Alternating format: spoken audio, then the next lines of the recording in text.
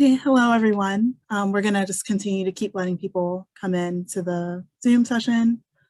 Welcome to the Bike Summit 2022. And this is expanding the appeal of urban bicycling.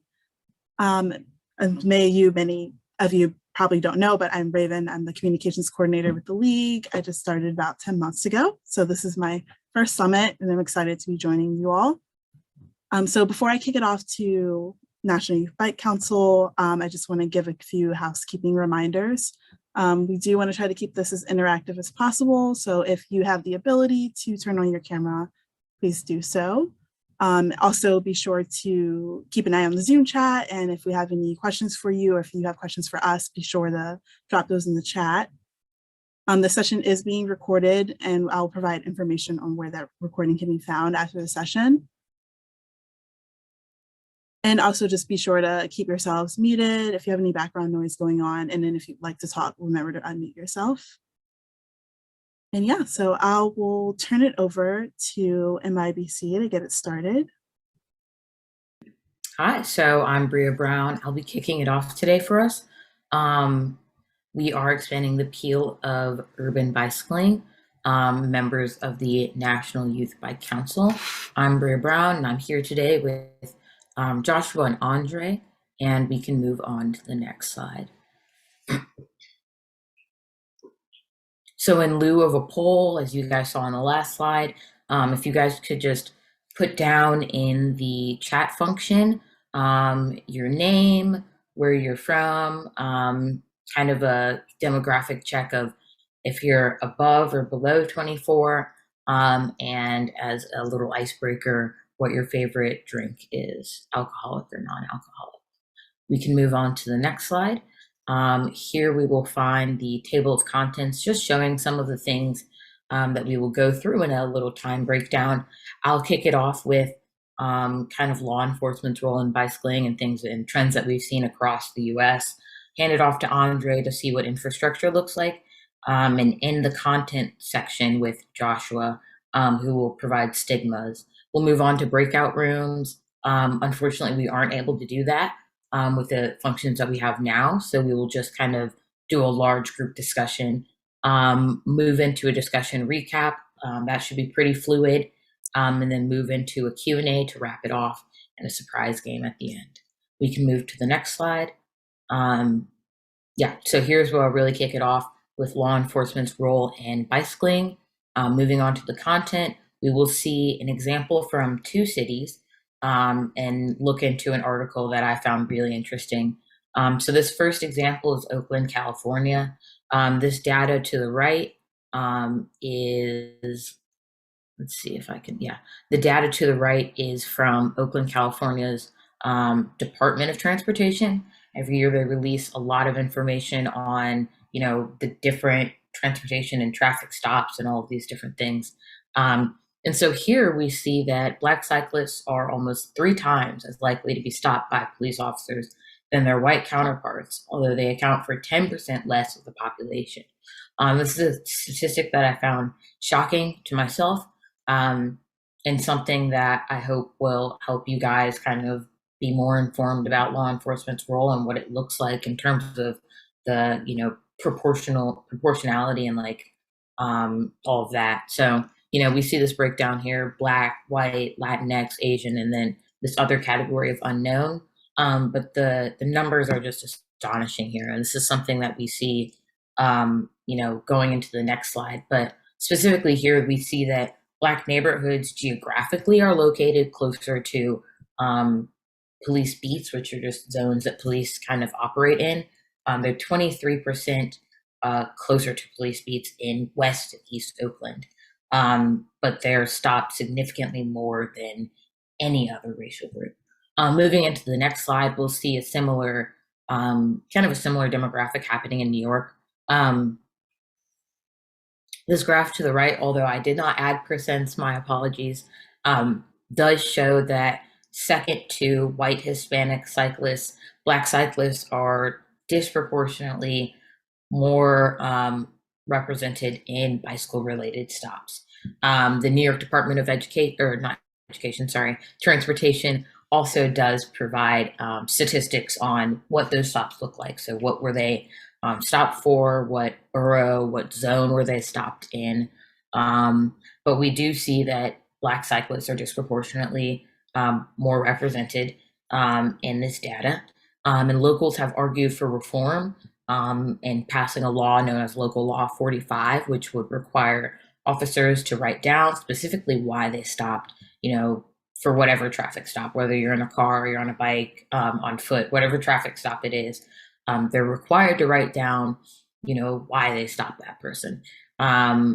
Officers have noted in an article published by the New York Post that they likely would, crack down on stops because they don't want to follow through with more paperwork. So that's just some of the findings that we've found. Yeah, so we can move on into the next slide of an article that I found to be very interesting. This is a 3-part kind of expose piece, like a 3-part article piece published in 2017, so a little bit outdated, but it still is very helpful and very interesting to read because it discusses concerns over racial profiling. And the following two parts that Joshua and Andre will go into, will discuss some of their thoughts and things that they found. But this specific article, I'd urge everybody to read this part and the other 2 parts. But as I noted in the last slide, white, Hispanics, and Black people in New York were more likely, they represented over half of the bicycle-related stops. So this article is kind of going to detail some of the concerns with that.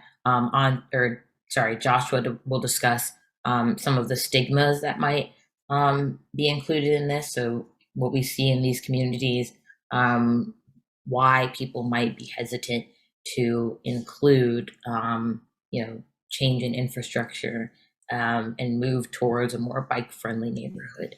And now I will hand it over to Andre.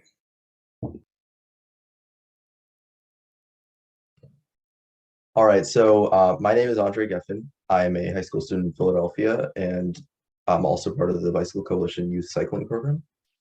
We're going to talk here about how bicycle infrastructure affects the appeal of urban cycling, especially through perceived safety. So one of the main obstacles to bicycle adoption is our bicycle infrastructure and its perceived safety. So repeated studies have found that the chief obstacle to bicycle adoption is perceived safety, especially among women, children, and seniors. Clearly, the US does not currently meet these needs, as evidenced by the fact that only 1 in 200 Americans can by bicycle. This doesn't have to be this way. Internationally, various countries have drastically increased both actual safety and perceived safety. The best example of this is the Netherlands. The Netherlands is over 26 times safer for cyclists, and this has been reflected in its 54 times higher ridership. This is primarily due to their excellent and universal high-quality bicycle infrastructure. Many have said that this cannot be applied to North America for a variety of reasons. To an extent, they have a point.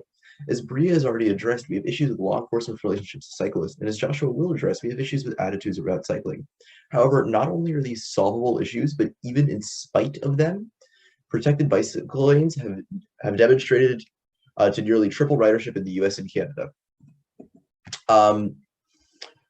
Fortunately, many US cities are beginning to see the light in urban cycling and want to install bike lanes. Unfortunately, in many of those cities, traffic engineers and planners don't ride. This results in all sorts of problematic situations. First off, I will address sharrows. Sharrows are completely useless, pretty much, by every metric, and amount to wasted paint. So now onto painted lanes. These have begun to gain popularity and were especially popular early on in movements for cycling advocacy. However, these neither increase perceived safety nor actual safety. Their only use is to allow cyclists to pass traffic, which really isn't the focus right now in terms of increasing the appeal of urban cycling. In spite of what most traffic engineers and planners seem to believe, the vast majority of potential riders are not comfortable merging with or interacting with moving traffic. There are also other issues related to bike lane installations, such as dooring risk, gutters and trolley tracks catching tires, and so forth. Ultimately, bike lanes cannot be treated like driving lanes and must be fully separated from the road, including at intersections. However, increasingly planners have begun to take notice of this. However, unfortunately, Good protected lanes often seem to collapse at intersections. Planners often fail to take into consideration a variety of factors. First off, many bike lanes cross or merge into turn lanes at intersections. This destroys the entire purpose of the protected lane, which is to segregate drivers and bicyclists. When something like this is installed, the lane is no longer anything more than a painted lane. Next up, we have sightline issues. Drivers and riders need to be able to see one another at intersections. If they cannot, the driver, or more rarely the rider, can hook the other. So you can see here in this illustration, driver who does not see the rider hooks the rider, and this results in a pretty serious collision. And drivers and riders need to be able to see each other at intersections. So this requires protected turn boxes and bicycle signals. If they aren't, many potential riders will be forced to walk their bikes on the sidewalk in order to execute a turn or alternatively merge into traffic. Another factor that is not sufficiently addressed is what is around the bike lane. You need to first address if your primary goal is enhancing recreational riding or utility riding. These two types of riding rarely can have their infrastructure combined, yet are often treated as equivalent. Recreational infrastructure is typically easier to construct as it can be placed in any park, along an abandoned railbed, along a riverbank, and so forth. For this reason, it often already exists. Also, it's important to note that if it's expected to have significant crowds on recreational infrastructure, it is important to have separate paths for bicyclists and pedestrians, because otherwise there could be some pretty serious conflicts between fast-moving recreational riders and pedestrians. Now onto utility infrastructure, which is arguably even more important as it reduces traffic loads and has a myriad of other benefits related to poverty and the environment. This relies heavily on land use and density. In most cases, it needs to connect residential areas with commercial areas, and it should focus on denser areas where it has more potential riders. It's often overlooked in the United States, as many people view bicycles as purely a means for sport and recreation and not a means of utility. Often bicycle lanes are only installed in downtown commercial areas or only installed in residential areas, which greatly limits their use. Additionally, bicycle parking is a necessity. You can't ride your bike somewhere if you have nowhere to put it. Bicycle parking can be as simple as putting a few inverted U-racks on the sidewalk, yet it is often overlooked. Furthermore, it is important to acknowledge the network effect. When a city first involves bicycle infrastructure on one or two streets, it won't have a huge amount of ridership, simply because it only connects a few areas. Some cities look at this and decide that bicycle infrastructure doesn't ever generate ridership and is therefore not needed. This is as ridiculous as building 2 roads, then saying that because few people use the 2 roads, nobody must want to use the roads at all. And finally, bicycle transit integration is enormously valuable. This means that you can safely lock your bike at a station or take it on transit with you. This vastly expands the range of bicycle riding, as people generally want to keep their commute time to 30 minutes or less. Ultimately, these fairly simple solutions, while they can be politically difficult, would vastly increase bicycle usage in the United States. All right, I'm passing this on to Joshua now. Perfect. Thank you for that. Hello, everyone. My name is Joshua. I'm the current president of the National Youth Bike Council. I've been on the council for since its existence, and I'm going to talk about stigma. We couldn't ignore stigma, and when it comes to the resistance of what happens for when people decide not to do urban transportation. And one of the reasons we decided to focus on urban transportation and expanding it particularly is because that's where a lot of the council members sort of come from. We all sort of are in different cities, towns. And so we want to really focus on expanding the urban transportation for not only young people, but in this presentation, we also talk about just in general. So we're going to focus a little bit on some of the common ones or the ones that sway folks from riding. You can go to the next slide. So did you know that cycling is only for children and for folks that cannot drive? And if you didn't know that, then you're probably not inside of the same mindset or the same stigma that few folks think about when they think about driving or cycling. And not to mention that a lot of people actually sometimes do both or know how to do both. And so it's actually a very false stigma. And it sort of sways into why folks sort of look at bicycling only for children. So they say, oh, it must be much more of a recreational activity. People don't really use that for transportation. And it's very not true. It's not true. A lot of people do actually use cycling for transportation, especially especially in the cities, because some folks even look at, bicycling as a transportation, but if this transportation is too slow. But if you've ever lived in a city, you'll sort of get the idea that, especially around rush hour and examples like that, cycling is not only a more efficient method of transportation, but it's also can become very quickly a lot faster transportation. You sort of don't become traffic. You sort of just, keep it moving. The other things here about cycling is a lot of folks sort of just paint cycling only for a particular type of group. So they sort of just count themselves out. Like in these first 2 bullet points here, sometimes cycling is, sometimes even included as a white sport, or it's just for folks that are kitted up in like the best gear, going like sonic speed down the streets and trails. And cycling is not, definitely not like that all the time. But it sort of is what people see. And then at the same time, sometimes it's what people don't see, especially when it comes to like maybe what's seen in the media or lack of representation, who buys the bike, who's more likely to buy the bike, who you're probably going to advertise a bicycle to. These are the kinds of things that people look at and sort of feel when it comes to either false or negative, stereotypes. And of course, there's the whole class of bicycles don't belong on the road, which is something that I'm sure we can dive into all day. So going up to the next slide.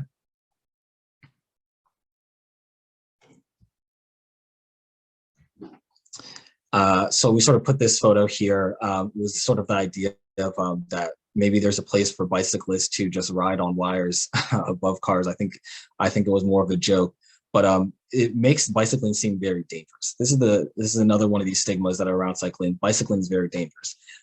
Even though it's funny that sometimes people look at bicycling as something that's very dangerous, the activity of riding a bike versus the roads that people are riding on as unsafe. So what really ends up happening here is we sort of understand that bicycling is actually a very safe activity.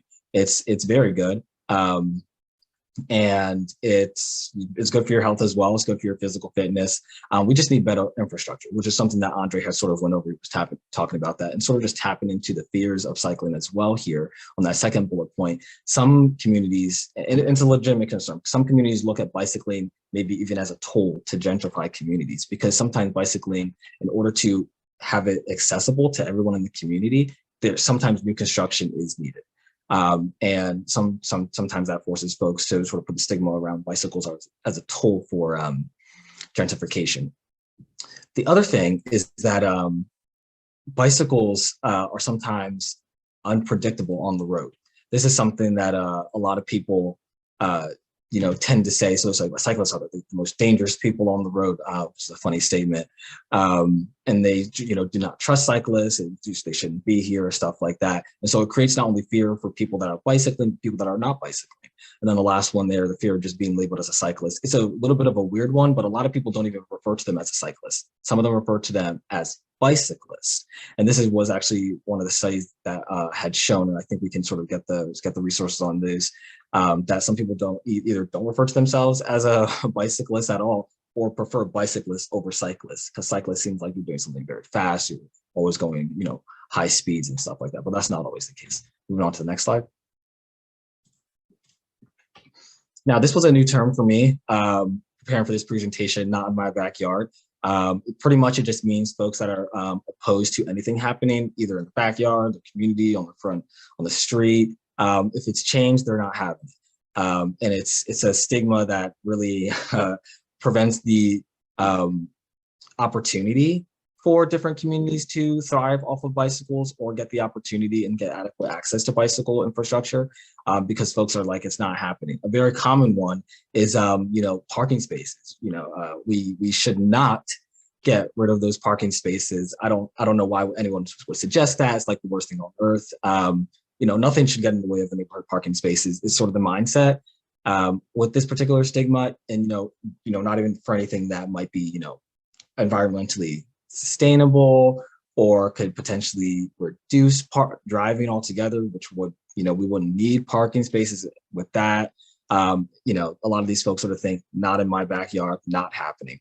So the last one here as well, for sort of not in my backyard, another reason that some folks would just be like, no, bicycling is not happening in this community, is because of crime. And this is quite honestly another topic that we can dive into as well. crime, but I would sort of say fake crime. A lot of communities are concerned about how they'll be treated if they start to bike. They've already seen how they have been treated, whether it comes to confiscation, they're getting their bikes confiscated or be stopped, like something that Bria had talked about earlier, or even killed just by bringing bikes. So they're not open to, bringing the policy of policing into their neighborhood, and they're definitely not going to allow a bicycle to do that. So they're very, very opposed and say, not in my backyard. So moving on to the last slide here.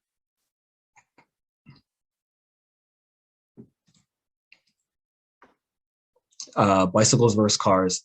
This is one that I'm actually a little bit passionate about because I've seen the whole bicycles versus cars. I don't really think it's more of a bicycles versus cars, especially with doing a lot of research and realize it's more of just like an allocation of space issue. A lot of folks don't realize that they're sometimes defending their own when it comes to this. So you'll see like a person in a car that sees someone else and that's like another person in the car doing something that's sort of poor behavior, and they'll take a look at it and be like, he's not wrong, the cyclist is wrong. And a cyclist might even do the same thing for cyclists that are maybe driving a little wild. Bad behavior defends bad behavior, or poor behavior defends poor behavior. It's something that it's a real stigma that just starts to happen as we start to sort of just pin one versus the other instead of looking at allocation of space as more of an issue.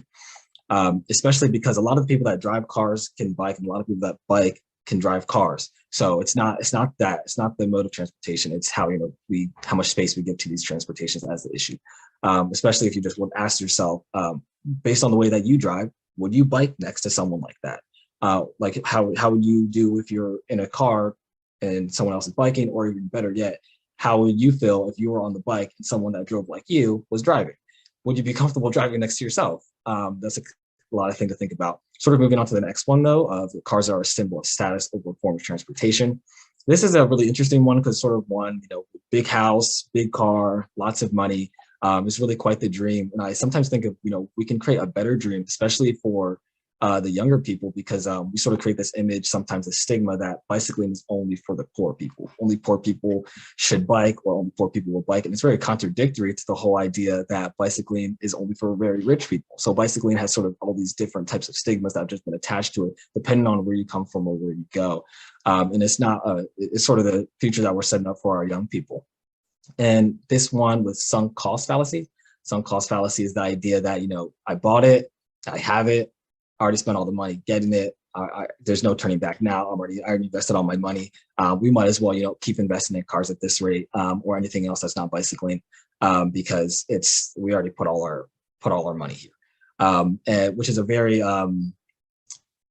backward thinking type of stigma, where it's like we sort of can't fix anything that has gone wrong, which is definitely not the case. And then this last bullet point sort of speaks to the first one about defending your own. The widespread belief that car dependency is a non-issue. So like, it's not much of an issue because I do it. A lot of people I know do it. I can relate to it. And so, yeah, a lot of people don't really think, outside of their own box. So this one right here, these are sort of some of the main highlighting stigmas that prevent expanding the appeal of urban cycling. And I sort of really wonder what a world would look like without some of these stigmas, and what other type of benefits we can see if we get rid of these stigmas. So this sort of comes to the end of that. And Andre, you can go on to the next slide. So here is where we were going to do our breakout room. We're going to sort of break out and sort of just say your name, say what city you're from, what's your favorite drink. I really enjoyed seeing some of those drinks in the chat. I think I related most with maybe either green tea or hot chocolate, for those that said that. Yeah, we're going to sort of talk about law enforcement, the bicycle infrastructure, or the stigmas around cycling. Now, we already have a lot of comments coming to the chat, so myself, Bria, and Andre will sort of moderate the conversation. But if we want, we can even move on 2 slides, Andre, to sort of just see if we can get some folks that feel like they want to annotate. Joshua, is there any way we can introduce ourselves and our background a little bit more? I know we didn't do that in the beginning. I think this might be a good time to do that. Sure, definitely. So I'll let you start that off, Bria. Sure. Okay. Also, Bria, can you just say a couple words about how young people can become a part of the coalition? Sure. Yeah, I'll actually hand that over to Joshua since he's really handling that. But I can give some background into me and my experience so far. So my name is Bria Brown. I don't know if everybody saw in the chat. I'm under 24. I'm actually 19. I'm a student at the University of Virginia, second year or sophomore, studying finance here. Originally from Atlanta, Georgia, started a club that advocated for transportation equity and better infrastructure. Atlanta is a very populated city. An intersection right adjacent to my school. A girl was going home one afternoon when I was in middle school, got hit by a car, and that was a fatal kind of. She died like less than 24 hours after that. And so that was kind of the catalyst for me to start that club when I joined high school, or when I entered high school sophomore year. Found a group of like 5 to 10 students that were really interested in bikes and bike advocacy. And so we were able to make some change in advocating for, better infrastructure in terms of the way the streets are laid out, and adding bike lanes, adding protected lanes. And something I've seen in the comments is you guys have been very successful in engaging students in that way. And so that's something that I really had a challenge doing, was getting the buy-in from like high schoolers and people my age. And it's not really a topic people are super interested in. But as a part of the council, I've had the opportunity to do like presentations like this, and really share my experience in ways that people can engage young people. So I'd be interested in hearing some of you guys' thoughts on that. But I'll hand it over to Joshua to introduce himself and introduce the ways in which people can get involved and become a part of the council. Yeah, thanks for catching that, Bria. I almost totally forgot. We didn't even get a chance to introduce ourselves. So whoever caught that in the chat, thank you. Yeah, my name is Joshua. I've been with the council since its inception. I'm currently the president of the council. And for those that don't know, there's a national bike summit that we're currently at, but there's also a youth bike summit that happens usually annually, pre-pandemic. That was something that I had been to for quite a few years. And that's sort of where the council was pretty much created. We had came to the youth bike summit, and I was part of like a little local council at that point, and a lot of other young folks were as well. And so we decided to just, combine the little local councils and create a national bike council. Obviously, it's been such a journey from there, but the idea is now to really create community around young people and really get them involved in the conversation and to move that conversation into action. So I'll hand it over to you, Andre, to just reintroduce yourself, maybe say a little more. Oh, also, Hi, I'm Andre. One more point. To join the council or to get involved, a lot of folks, I think we'll have like a image at the end, a little QR code, but you can just search up www.mybcouncil.com. And there's an application on there, and folks just like particularly young folks or even not young folks can get involved in plethora of ways. We're always looking for help. So there's an application they can apply, and then it'll go from there. On to you, Andre. All right. Hi, I'm Andre. I'm 15. I live in Philadelphia and am a student in high school. I joined Bicycle Coalition Youth Cycling a bit over a year back now, and really I've been interested in bicycling for a long time. Haven't really gotten seriously into it until around a year and a half ago, when I started reading a lot of things about bicycling in general. So for the annotation function, you should be able to see that. Correct me if I'm wrong, but you should be able to right-click on the thing where it says Andre Geffett is sharing his screen. If you right-click on that, you should be able to annotate the screen.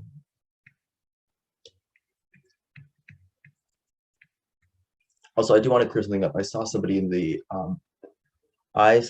chat say about Sharrows, and another person asking for sources. So as for Sharrows,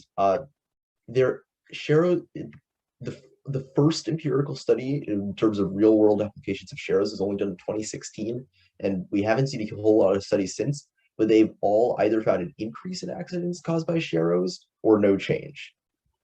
There have been theoretical studies done about Sharrows improving safety, but there's yet to be a single case study where that has shown real world results, at least in my research. I think this is the perfect time for sort of us to open up the floor for more comments. I'm going to start by reading a few comments, but if anyone wants to say anything, by all means, feel free to just hop off the mic, as you've seen us do. Let's see. There was another comment also about, let's see here. I'm trying to find another one here. And you also feel free to like type anything on like your thoughts around these particular topics on the board as well. Again, for sort of those that don't know how to access it, like if you're on a computer, you should be able to see up at the top next to Andre is sharing the screen. Just go up there, there's a green bar, then the other portion should be black. Just click on the view options and a little drop down will come. And then once that drop down comes down, you'll see annotate. Once you click on annotate, you can put text, draw, if you're quite the artist, and then yeah, just share your thoughts. So Claire, again, to annotate, you should be able to just go, you should be able to see, it says Andre Geffen is screen sharing. You should be able to right click on that. So if you right click on the green bar at the top of your screen where it says Andre Geffen is screen sharing, you should be able to right click on that and there should be something saying something along the lines of annotate this.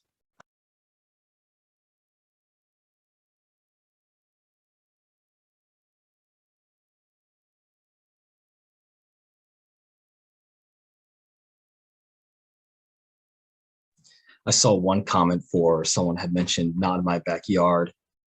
Phil mentioned not in my backyard. He said not in my backyard is such a, let me see, he said projects are never in their backyard. They're adjacent to public land or their neighbor's land, which is, yes, that's actually really true. I think sometimes folks in that particular not in my backyard community are normally thinking about ways in which they can oppose change and anything that will directly affect them. So sometimes backyard is a little bit more extended beyond their physical backyard. Sometimes, you know, what's all happened on the street, what's happened on the street in the town next to them. It's just sort of the idea of opposition to change altogether. So thanks for that comment, Phil. If anybody's having trouble with the annotation function, feel free to just put it in the chat. I can copy paste it into the annotation section, into the annotation from my end for you.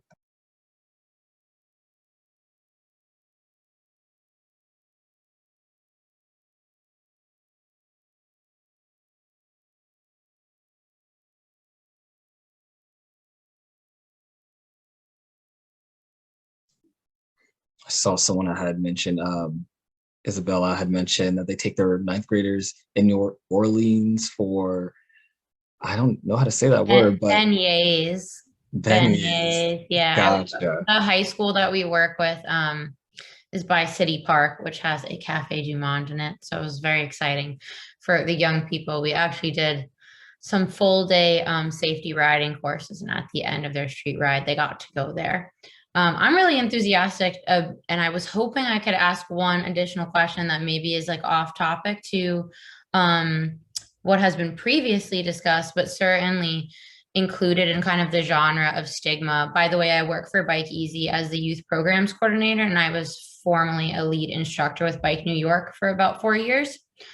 And I have been working on developing a lot of my own kind of best practices for working with Youth Guide, just to update other LCIs in our community about ways to use the most progressive language and be welcoming to new cyclists that are younger that they're teaching. But I was wondering if there were any youth developed resources, particularly for young people who are neurodivergent, or just specific ones that maybe any of the people on the council would know of here that they felt sort of strongly about, because I'm always looking at new tools. So that was my question. I can take this. So I hadn't mentioned so one topic, someone mentioned a comment about city council. I can address that, but first I'll address this question. I worked with the Atlanta Bicycle Coalition. They have, I think if I'm able to find one, I can send what it looks like, and they might have it on their website, which I can link in the chat. They have very easily accessible and easily to understand information in little packets that have graphics and like show kind of ways that you can be safe in when riding in the street. And they're very accessible for a wide variety of communities. In terms of the community, like the neurodivergence aspect that you had mentioned, I have not looked into that, but I do think that's a very, very helpful thing to look at. And so if we come across something during this presentation after, we'd be more than welcome to send you whatever we find but yeah, and so that addresses your question. The second one that I'd seen in infrastructure, I guess oh yeah, it says infrastructure changes are hard when city councils oppose. And this is something that I've noticed, when even working in the club that I started, we went to city council meetings and advocated for change. And I will agree, it was very, very, very hard. First, municipalities and cities and government works very slow to begin with. No change happens in like fast at all. And the specific intersection where the student from my high school was impacted, change still has not occurred in that intersection. And so I do feel for that comment there. And I think there should be more conversation, and maybe this might even be a good platform to discuss like ways people have been able to really engage. And I found that for me, coming to city council meetings as students, as young people that are educated on their neighborhoods and their environment, that's something that was really that they're really attentive to. Is these are young people that are really engaged in their community and really concerned about the safety of their neighborhoods and of the of others around them. So yeah, I just wanted to say that that's a great comment. And the work that you guys, like everybody here, is doing with students, like very respectable and something that I really tried to do and found some success in. But y'all are doing a great job. And Jim, I see there's no box for behavior modification. Sorry about that. I just added another area at the top if anybody would like to put something that doesn't neatly fit into any of the categories. I had seen one comment. It's actually still up there. So it says, with law enforcement and public safety, we've been proactively in providing info about ordinance and laws, especially as new policies come about. I'd love if enforcement for safety wasn't necessary, but having a bike organization create a positive relationship with them helps share perspective and empathy. I really agree with that one. And I sometimes wonder if there's the joint thought around ways in which law enforcement and infrastructure particularly can be combined. And I think, Andre, you might be a little bit more versed on this than me. But sometimes folks have suggested the fact that, Josh. Oh, go ahead. Yeah, Joshua, do you mind if I step in for just a second? Oh, yeah, sure. Go ahead. Real quick, Jeff Carrick with the League of Michigan Bicyclists. I'm the education director for our league here in Michigan. I'm a retired law enforcement officer, and one of the programs that I oversee is a grant where we provide training both to law enforcement and citizens on the statutes in the state of Michigan, specifically bike and pedestrian safety statutes, how they're enforced, why they're written the way they are, what you can do as a cyclist to remain within your rights on the roadway and protect your rights on the roadway, and for law enforcement officers so that they can understand actually the way the way the statute was written so that it is actually enforced correctly, not arbitrarily enforced as it so often is. So I wanted to lead in with that a little bit, because you have right at the top is your law enforcement thing, and there's a lot of questions on there. There are ways, we're finding ways to get into and work with law enforcement to help try to solve all of these problems, both with when it comes to BIPOC and diversity, equity, and inclusion along all those things. And I live just outside of Detroit, Michigan, and I ride through the city on a pretty regular basis. We see infrastructure built all the time through neighborhoods. However, it generally turns out to be what we've deemed to be like feel-good infrastructure. We high-five ourselves over, look at these bike lanes we put in and all the great things we did. And then when you really take a good look at it, sometimes it doesn't meet the needs that you were speaking about on that, Andre. I'm sorry. I can't remember who was speaking about it a little bit ago, about the infrastructure pieces, but there's a lot going on out there. I'm sorry, and I will stop now. I just wanted to put one more note in. I cut this out of my speech for time, but I do want to mention that we often make these mileage targets for different towns, and these can be problematic because a mileage target is not you should, if anything, a ridership target would be good, but a mileage target is just, okay, you put a few lanes on like next to an abandoned railroad track somewhere that nobody's going to use. That's sometimes those can be beneficial for recreational riding, but we often make mileage targets for practical riding, which is pretty ridiculous at the end of the day.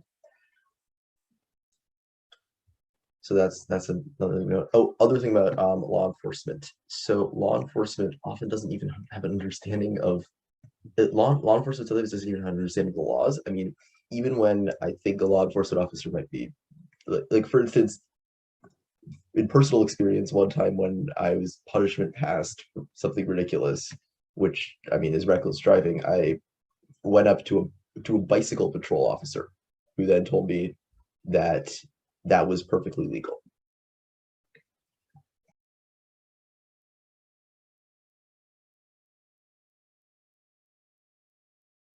So I just don't know how to address that. Does anybody else have anything they would like to contribute?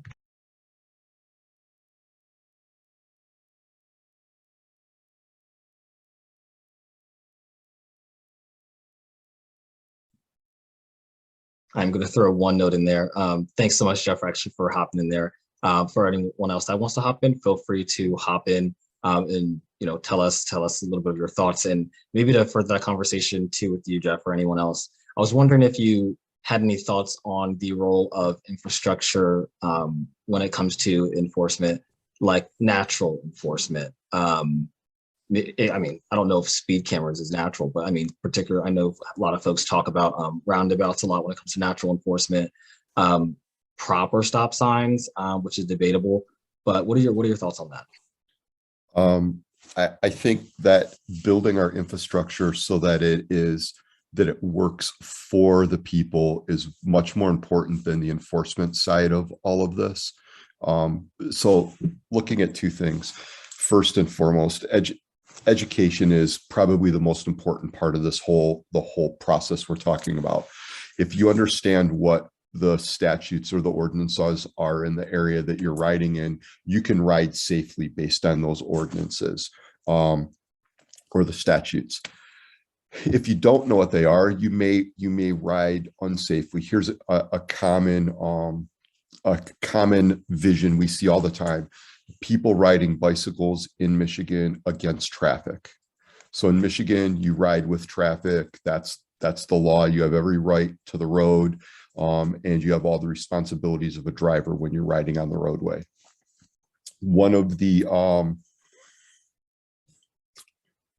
One instance to just bring this up that I ran into not too long ago is my wife and I were riding. We're in the city of Detroit. We were getting ready to make a left-hand turn, and we had a Detroit police officer pull up behind us and get on the loudspeaker and tell us to get to one side of the road or the other.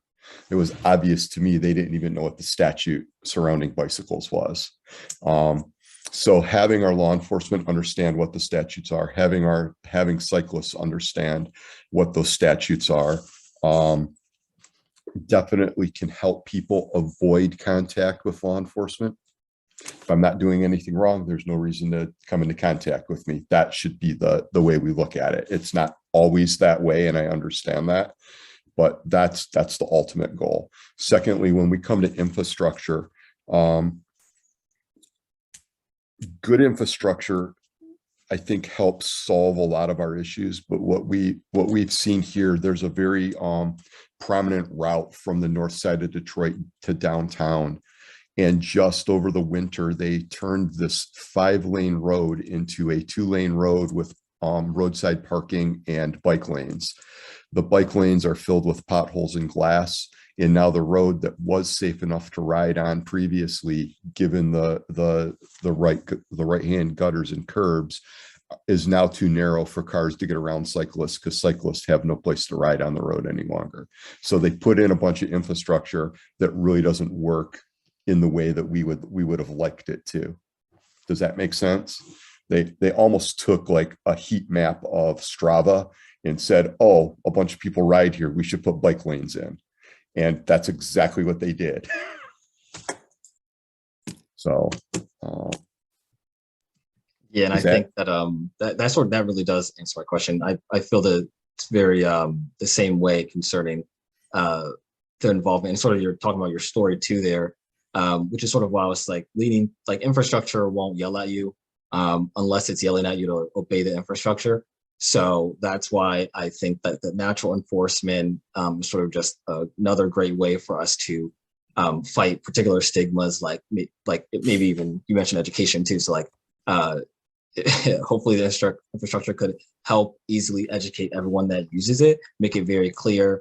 I think someone else had said that in the chat, like making the infrastructure very clear. So even officers know what is supposed to happen, what's not supposed to happen at particular intersections, on like long stretches, stop signs, roundabouts, you name it.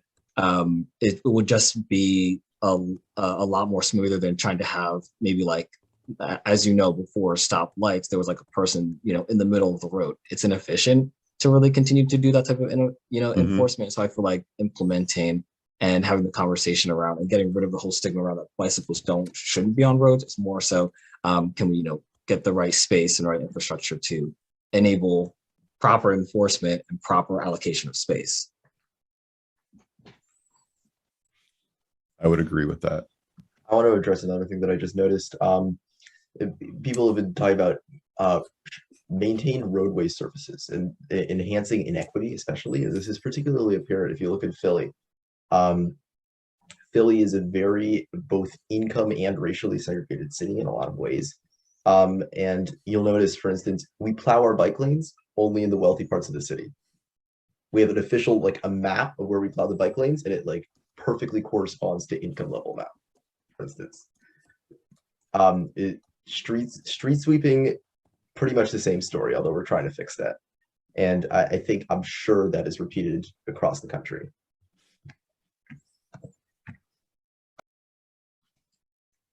Yeah, so we're definitely going to save this slide. And again, if anyone has like any other final thoughts, please let us know, because we realized that between infrastructure, law enforcement, and stigma over the last 2 years has really shown us that not only bicycling is really important, but particularly expanding it in urban cycling is very important to allow a lot of the young people to continue to ride.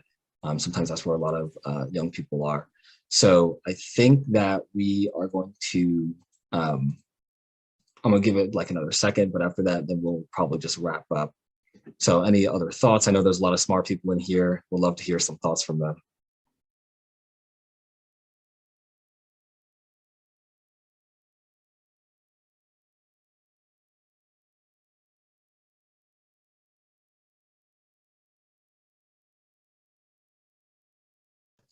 All right, perfect. Well, Andre, can you roll us all the way to that last slide of ours? And also, unfortunately, have to get rid of all these great words on the screen.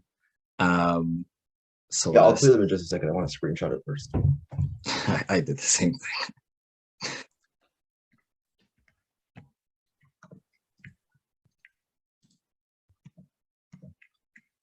Yeah, so we had spoke earlier about a game, and we were really excited to present.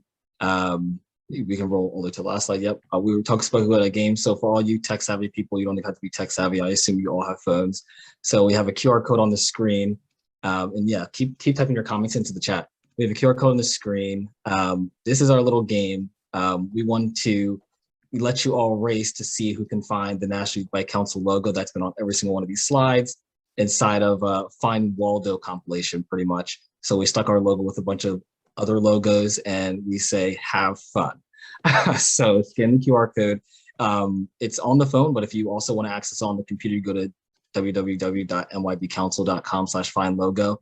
And be the first one to shout to tell us that you found it on social media, and we'll just repost your post. So that'll only be for the first person though. So not a bike race, but it's a race. So feel free to do that. It's our little game, little way of saying thank you for coming to this. And if you'd like to get involved or would like to learn more about the council, definitely either just check our website out, or down here we have the link.ee, so Linktree/NYB Council. Yeah, definitely encourage you to follow our social medias, or tell other young folks that you know about the council.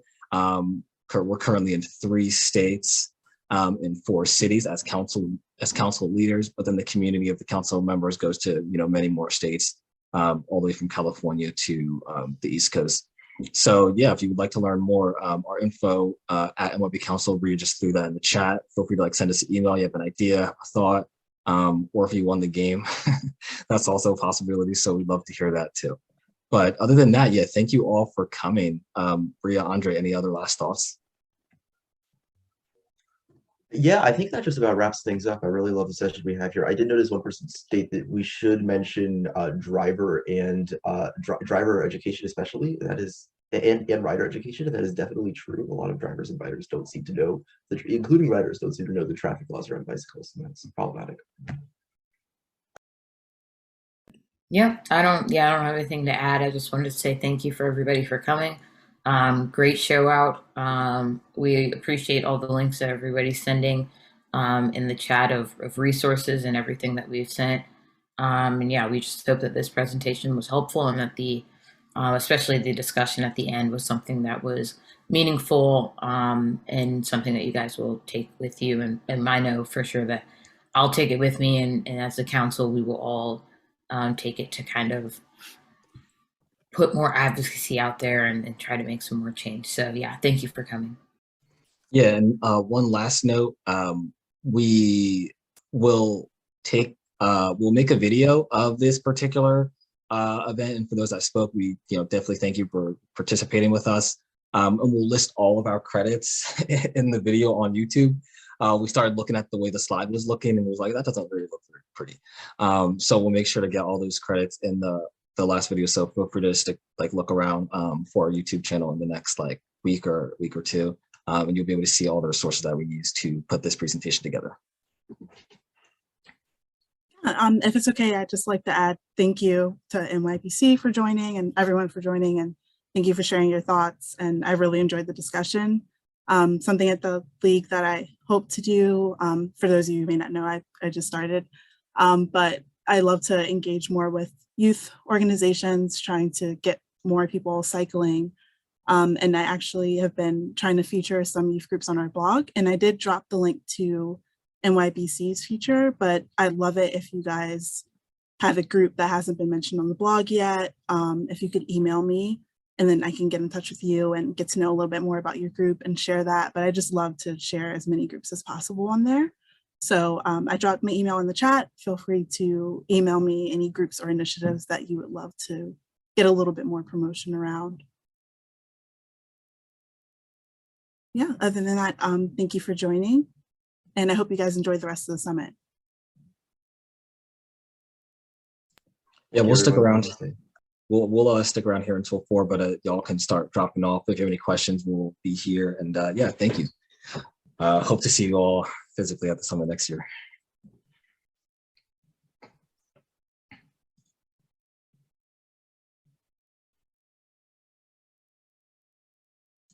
It was also good to see a lot of familiar faces, and some familiar names. So thank you all for joining us.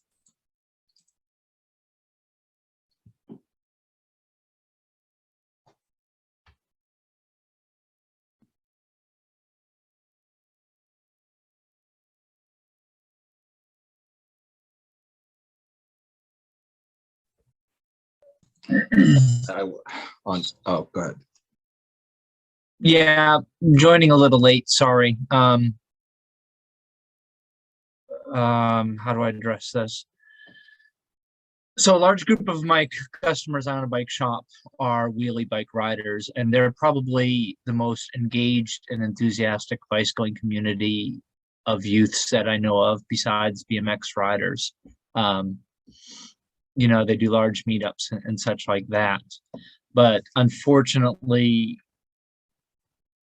their riding style is pretty punk rock or aggressive. Do you engage with them as a community at all, or does your council work on other stuff? I think this is a question I can answer. Yeah, we do engage with them. So the one thing that the council has been doing since sort of our inception is just getting located and situated in different cities. Soon we plan on, through our annual events, doing physical rides. And I guarantee you, especially in Philadelphia, because we have a big scene like that. Exactly. Yeah. Big scene. Huge. We'll Yeah. I know. How do you them. square those two Go ahead, finish. I'm sorry. No, yeah, this is actually a conversation that we were thinking about having because we do want to incentivize safe riding. So we'll probably just make sure that that's what we do on our rides, particularly if, like, especially if our rides have particular benefits to them, that's one person's or one way for a young person to be incentivized to ride particularly safely. Another thing is that that kind of riding is just a form of riding. So we're sort of still trying to figure out ways in which the council, which it's not most of the council, is more so ways in which we can bring them into the conversation, because sometimes we notice that there's like a lack of communication between groups that don't willy and groups that do willy. And so bringing them into the conversation is one of the ways in which we want to engage with them first, or providing the space, because that's sometimes what young folks don't have. And so therefore you'll find them anywhere, and we will do anything. Yeah, So, yeah. I do want to know Yeah, one it's more thing. go ahead. I'm sorry, I haven't done any, I haven't actually read research on this, but I have noticed that those, as we call them here, wheelie kids, do tend to take over the street and then get chased out by police within a few minutes of them doing that. And I think it would probably be helpful if the police, instead of doing that, actually made scheduled like rides for them, basically. And I think that would be really helpful. I don't know why we don't do that. Yeah, it seems to me, I mean, they're organized more through Instagram as a ride, but once you start organizing with the police and getting permits and things like that, that sort of takes the fun out of the spontaneity and the impulsiveness of the ride, which is a lot of the culture. Yeah, I don't know what the solution is, because I guess I would I like mean, to like, add, I mean, like, group of riders. literally the police voluntarily starting their own events to host. I don't know if they could do that, honestly. I also Would you would show like up to that?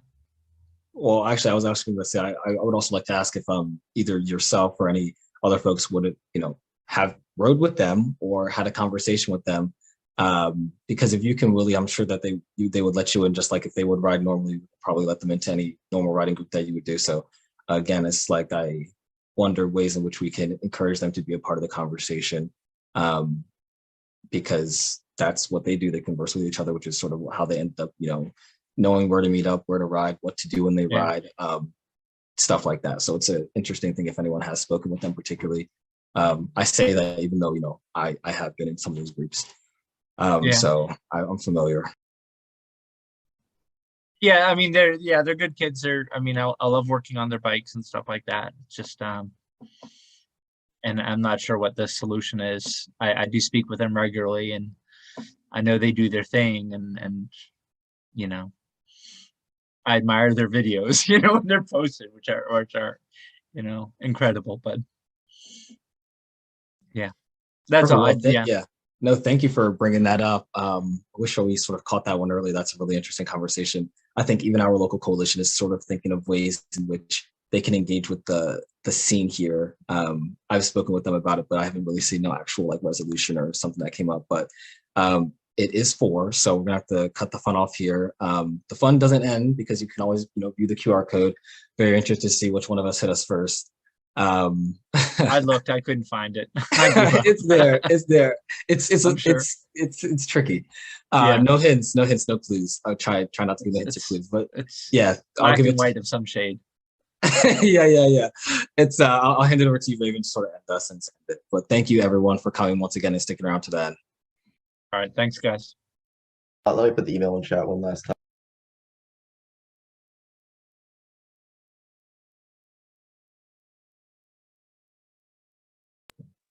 All right, so if anybody has any further questions, please send them over to that email. We'll be happy to answer them.